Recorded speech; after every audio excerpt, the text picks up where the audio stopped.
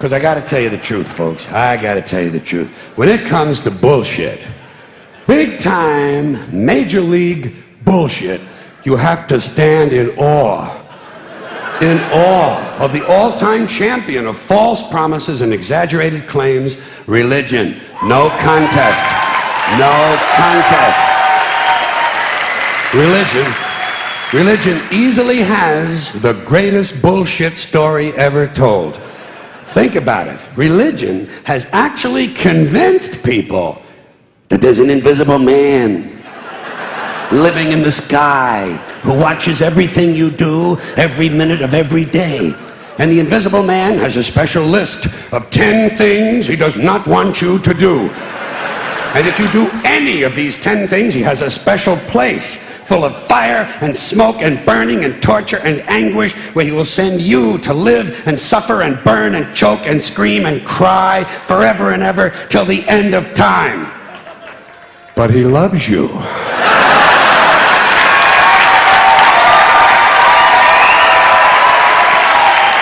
He loves you. He loves you and he needs money. He always needs money. He's all powerful, all perfect, all knowing, and all wise. Somehow, just can't handle money. Religion takes in billions of dollars. They pay no taxes, and they always need a little more. Now, you talk about a good bullshit story. Holy shit.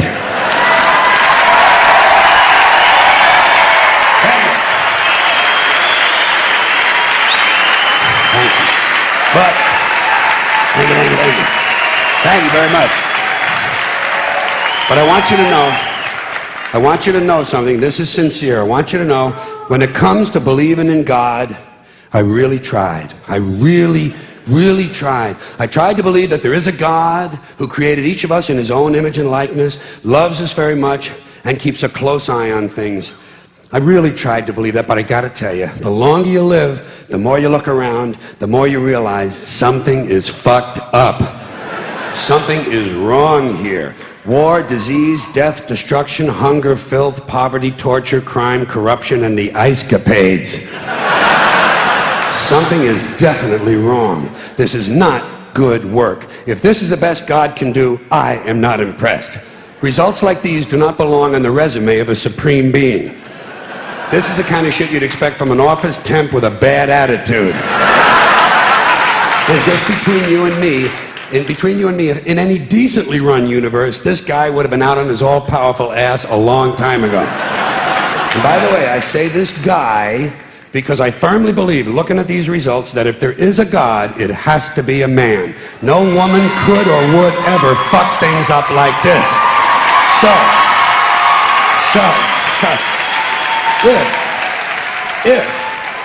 If there is a God, if there is, I think most reasonable people might agree that he's at least incompetent and maybe, just maybe, doesn't give a shit. Doesn't give a shit, which I admire in a person and which would explain a lot of these bad results. So rather than be just another mindless religious robot, mindlessly and aimlessly and blindly believing that all of this is in the hands of some spooky, incompetent father figure who doesn't give a shit, I decided to look around for something else to worship, something I could really count on. And immediately, I thought of the sun. Happened like that. Overnight, I became a sun worshiper. Well, not overnight, you can't see the sun at night. But first thing the next morning, I became a sun worshiper. Several reasons. First of all, I can see the sun, okay? Yeah. Unlike some other gods I could mention, I can actually see the sun. I'm big on that. If I can see something, I don't know, kind of helps the credibility along, you know? So every day I can see the sun as it gives me everything I need: heat, light, food, flowers in the park, reflections on the lake, an occasional skin cancer, but hey, at least there are no crucifixions, and we're not setting people on fire simply because they don't agree with us. Sun worship is fairly simple. There's no mystery, no miracles, no pageantry, no one asks for money, there are no songs to learn, and we don't have a special building where we all gather once a week to compare clothing. And the best thing about the Son, it never tells me I'm unworthy. Doesn't tell me I'm a bad person who needs to be saved. Hasn't said an unkind word. Treats me fine. So I worship the Son. But I don't pray to the Son. Know why? I wouldn't presume on our friendship. It's not polite. I've often thought people treat God rather rudely, don't you? Asking trillions and trillions of prayers every day, asking and pleading and begging for favors. Do this, give me that, I need a new car, I want a better job. And most of this praying takes place on Sunday, his day off. It's not nice, and it's no way to treat a friend. But people do pray, and they pray for a lot of different things. You know, your sister needs an operation on her crotch. Your brother was arrested for defecating in a mall. But most of all, you'd really like to fuck that hot little redhead down at the convenience store. You know, the one with the eye patch and the club foot, huh? Can you pray for that? I think you'd have to. And I say, fine, pray for anything you want. Pray for anything. But what about the divine plan? Remember that? The divine plan. Long time ago, God made a divine plan. Gave it a lot of thought, decided it was a good plan, put it into practice. And for billions and billions of years, the divine plan has been doing just fine. Now you come along and pray for something. Well, suppose the thing you want isn't in God's divine plan. What do you want him to do? Change his plan? Just for you?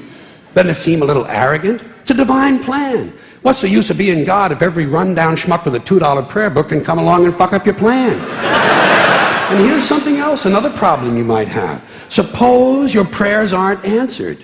What do you say? Well, it's God's will. Thy will be done. Fine, but if it's God's will and he's going to do what he wants to anyway, why the fuck bother praying in the first place? Seems like a big waste of time to me. Couldn't you just skip the praying part and go right to his will? It's all very confusing. So to get around a lot of this, I decided to worship the Son. But, as I said, I don't pray to the Son. You know who I pray to? Joe Pesci. Joe Pesci. Joe Pesci. 2 reasons. First of all, I think he's a good actor, okay? To me, that counts. Second, he looks like a guy who can get things done. Joe Pesci doesn't fuck around. Doesn't fuck around. In fact, Joe Pesci came through on a couple of things that God was having trouble with. For years, I asked God to do something about my noisy neighbor with the barking dog. Joe Pesci straightened that cocksucker out with 1 visit. It's amazing what you can accomplish with a simple baseball bat. So I've been praying to Joe for about a year now, and I noticed something. I noticed that all the prayers I used to offer to God and all the prayers I now offer to Joe Pesci are being answered at about the same 50% rate. Half the time I get what I want, half the time I don't. Same as God, 50-50. Same as the 4-leaf clover and the horseshoe, the wishing well and the rabbit's foot. Same as the mojo man. Same as the voodoo lady who tells you your fortune by squeezing the goat's testicles. It's all the same, 50-50. So just pick your superstition, sit back, make a wish, and enjoy yourself. And for those of you who look to the Bible for moral lessons and literary qualities, I might suggest a couple of other stories for you. You might want to look at The 3 Little Pigs. That's a good one.